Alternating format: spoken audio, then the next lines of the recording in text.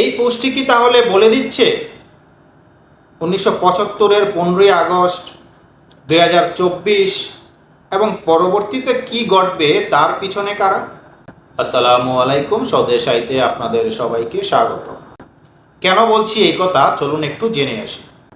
আপনারা সবাই জানেন ব্যারিস্টার শাহরিয়ার কবির তিনি আসলে কোন দলের মতাদর্শের এবং কোন দলের লোক, কোন দলের পক্ষ থেকে এবার এমপি প্রার্থী হিসেবে নমিনেশন নিয়েছেন। তিনি তার একটি পোস্টে লিখেছেন, 292টি আসন পেয়েও 2 বছরের মধ্যে বঙ্গবন্ধু নির্বংশ। 16 বছর প্রশাসন, মিডিয়া এত ক্ষমতা থাকার পরেও শেখ হাসিনাকে পালাতে হয়েছিল। আর বোর্ড ইঞ্জিনিয়ারিং করে তারেক জিয়া ক্ষমতায় গিয়ে জুলাই আন্দোলন অস্বীকার করছে, জুলাই সনদ বাস্তবায়ন করছে না, তা আদালতে রিট জারি করে যে চক্রান্ত করছেন তা বাংলার জনগণ মেনে নেবে না।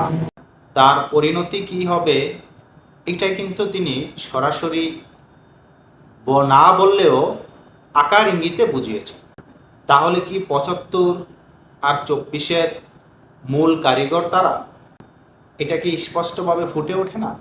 এটা স্পষ্ট যে 75-এর যারাই কর্মকাণ্ড ঘটিয়েছিল তারা দেশবিরোধী, তারা দেশের মঙ্গল চায়নি।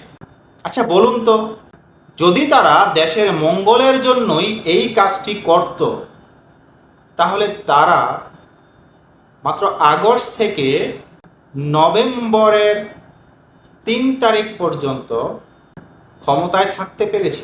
এবার আপনাদেরই প্রশ্নটা করি, তাহলে কি তাদের বাংলাদেশের জনগণের সমর্থন ছিল?